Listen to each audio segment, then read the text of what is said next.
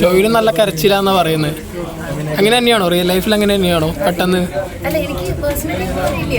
ഞാൻ കണ്ടിട്ടുണ്ടെന്നേ ഉള്ളൂ, സ്റ്റാർ മാജിക്കിലൊക്കെ കണ്ടിട്ടുണ്ടെന്നേ ഉള്ളൂ. എനിക്ക് പേഴ്സണലി അറിയാം. ഷോ കണ്ടെന്ന രീതിയിൽ മുമ്പത്തെ സീസണേക്കാളും കുറച്ചും കൂടി ഇമ്പ്രൂവ് ആയെന്ന് തോന്നണം. ഫസ്റ്റ് വീക്ക് തൊട്ട് തന്നെ എലിമിനേഷൻ ഭയങ്കര ടഫാണ് ഈ season. It's not that easy. ഞങ്ങളൊക്കെ സീസണുള്ള പോലെ ഭയങ്കരമായിട്ടും എനിക്ക് തോന്നുന്നില്ല ആൾക്കാർക്ക് നിൽക്കാൻ പറ്റുന്നത്. ഈ പറഞ്ഞതുപോലെ തന്നെ 7ന്റെ പണി എന്തോ ആണ് അല്ലേ? ടഫാണ്. ഇപ്പോൾ ഫസ്റ്റ് സീസൺ തൊട്ട് ഇങ്ങോട്ടേക്കുള്ള ബാക്കിയുള്ള 6 സീസൺ നോക്കുന്നുണ്ട്, സ്ത്രീ വിരുദ്ധത എന്നുള്ളത് വളരെ കുറവാണ്. പക്ഷേ ഇതിൻ്റെ തുടക്കത്തിൽ തന്നെ സ്ത്രീ വിരുദ്ധത എന്ന് പറഞ്ഞിട്ട് ഭയങ്കരമായിട്ടൊരു ചർച്ച വന്നിരുന്നത്.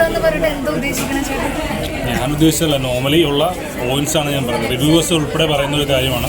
ഭയങ്കരമായിട്ടും സ്ത്രീ വിരുദ്ധത പറയപ്പെടുന്നു ഈ സീസണിൽ നിന്ന്. ഋതുവിന് അങ്ങനെ തോന്നിയിട്ടുണ്ടോ ഏതെങ്കിലും എപ്പിസോഡ് കണ്ടിട്ട്? എനിക്ക് തോന്നിയില്ല.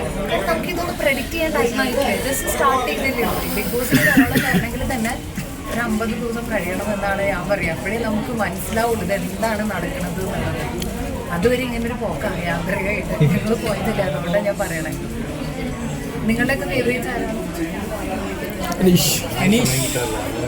ആണോ?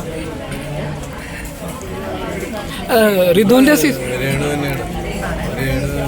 അത്രയും കഷ്ടപ്പെട്ട് അത്രയും നാട്ടുകാരുടെ തെറിയൊക്കെ കേട്ടുന്നല്ലേ ഒരു ചാൻസ് അല്ലേ?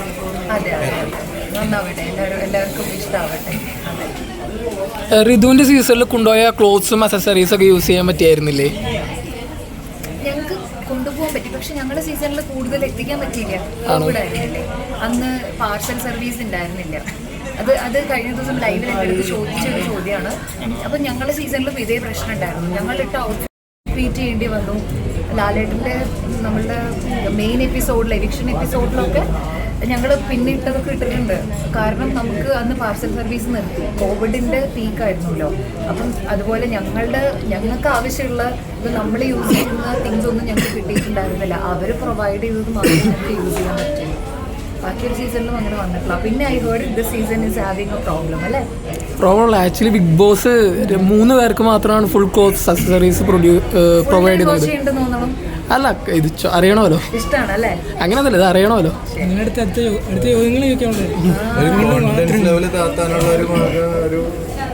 സ്ട്രാറ്റജി ആയിട്ടാണ്.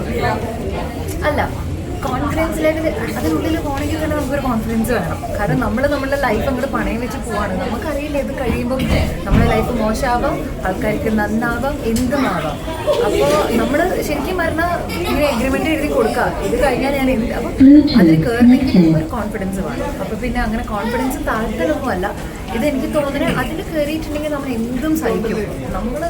നമ്മൾ എവിടെ കൊണ്ടിട്ടാലും ജീവിക്കാൻ പഠിക്കും. അപ്പോൾ അതിനുള്ളൊരു പ്രിപ്പറേഷനായിട്ടാണ് എനിക്ക് തോന്നിയിട്ടുള്ളത്. ഈ രേണുസുധിയുടെ കേസിലെ പ്രീ പ്രെഡിക്റ്റ് ചെയ്ത് ഫസ്റ്റ് വീക്കിൽ തന്നെ എവിക്ഷന് വരും എന്ന രീതിയിൽ ഒരു വീഡിയോ പുറത്തേക്ക് വന്നിട്ടുണ്ടായിരുന്നു. മീൻസ് ഫസ്റ്റ് വീക്കിൽ തന്നെ എവിക്ഷന് വന്നു, അപ്പോൾ വോട്ട് ചെയ്യണം എന്ന് പറഞ്ഞ് ഒരു വീഡിയോ പുറത്ത് വന്നിട്ടുണ്ടായത്. അപ്പോൾ അതിനെപ്പറ്റി എന്തെങ്കിലും ഒന്ന് പറയാമോ? അല്ല, രേണുസുധിയുടെ ചാനലിൽ വന്ന വീഡിയോ.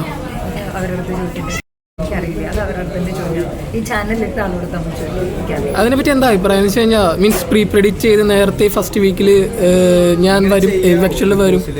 അങ്ങനെ ചെയ്യാൻ പാടില്ല.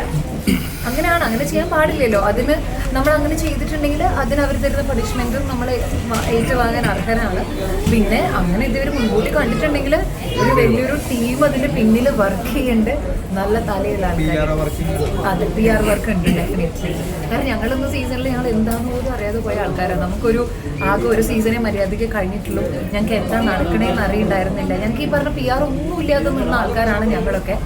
പിന്നത്തെ സീസൺ തൊട്ടാണ് ഞാൻ ഈ PR തന്നെ കേൾക്കണേ. ഞങ്ങളൊക്കെ എന്താ പറയുക, ഞാനൊന്നും സീസൺ പോലും കാണാതെ പോയതാണ്. അപ്പോൾ എനിക്ക് വീട്ടിലൊന്നും ഉണ്ടായിരുന്നില്ല. ഞങ്ങൾ തന്നെ പറയും, പൊട്ട നാട്ടെ കാണാൻ പോയപ്പോൾ എൻ്റെ കുറേ ആൾക്കാർ അവിടെ പോയി ഇരുന്നു. പിന്നെ ഇപ്പോഴൊക്കെ ഇവരിങ്ങനെ ചെയ്യണ കാണുമ്പോൾ ശരിക്കും എനിക്ക് നല്ല കാര്യം അല്ലേ? അത് നല്ലൊരു കാര്യമാണ്. അവരൊക്കെ ചിന്തിച്ച് വെൽ പ്രിപ്പയർഡ് ആയിട്ടാണ് ഇപ്പോൾ ഉള്ളവർ പോണേ.